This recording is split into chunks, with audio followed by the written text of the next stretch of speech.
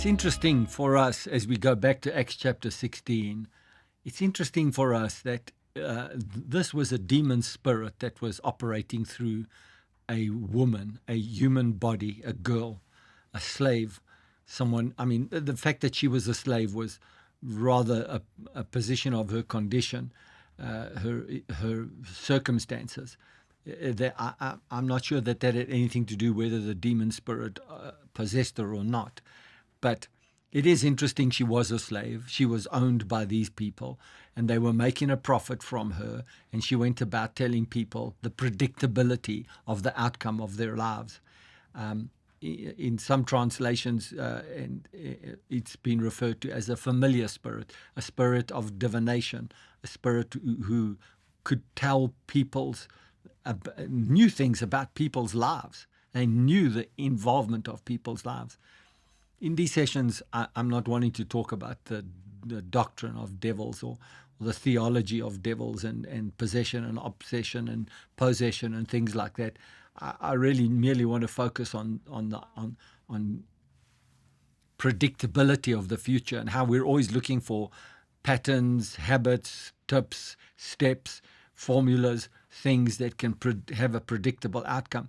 Of course, these things are not devil possession things. They're not divination things. However, they're not necessarily things that God has to have in your walk with Him, for Him to be able to bless your life, to have your dreams and visions come to pass. Someone said, and Brother Jerry Savelle, who had a lot to do with us, has said, a dream is that you have for your life is a God-inspired dream. It's not someone else that's predicting a future. It's a God-inspired dream. Now, we're talking about the authorities, and in verse 8:19, her master's hopes of wealth were now shattered, so they grabbed Paul and Silas and dragged them before the authorities at the marketplace. The whole city is in an uproar because of these Jews, they shouted to the city officials.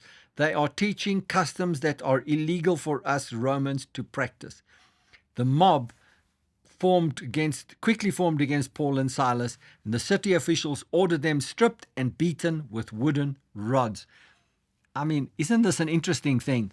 Paul and Silas are going about preaching the gospel. Paul is walking day after day. This girl is saying, these are servants of the Most High God, the only great God. They show us the way of salvation. She kept saying it. No one ever had any problems with Paul and Silas going about doing everything until the spiritual authority that was in Paul took authority over an inferior spirit, a spirit that was active in the world, a spirit that was actively deceiving people, a spirit that was actively predicting people's outcomes, and profit was coming in for it. Isn't it interesting that these people immediately took Paul and Silas before authorities, and these authorities had them beaten? Now, I'm wanting you just to see something here, and that is God's authority was operating in Paul and Silas. This is the ultimate universal authority. God's authority has taken a position against the devil, against darkness, against deception of human lives, against the taking away people's money and hoarding it into the hands of those who were trying to tell them about dreams, about visions, about the predictability of life. And so what happened next was a clash of authorities, God's authority, spiritual authority that was in demons, and human authorities. Now, when God exercised authority through Paul, it's evident and obvious that the demon authority immediately had no more influence.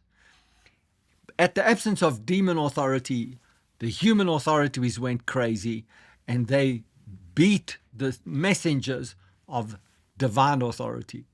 I will say this to you, that in our pursuit of dreams and visions and the call of God and the assignment of God on our lives, there's always going to be a clash of authorities. And when you begin to do what God tells you to do, your authority of financial well-being, relationship increase and productivity and blessing, and all of the good things that come into your life, it will expose the acts of darkness and the so-called predictability of your future if you just do whatever the system tells you to do. God, the authority of God, will always be the one that confronts. People might not like it. The marketplace might not like it. Other authorities may try and shut you down as a reaction to what you do. But if you stick with God, it's more important with you to stick with His dream for your life, His assignment for your life, and His blessing on your life. This is where the favor and the goodness of God really begins to shine. Thank you for joining me today.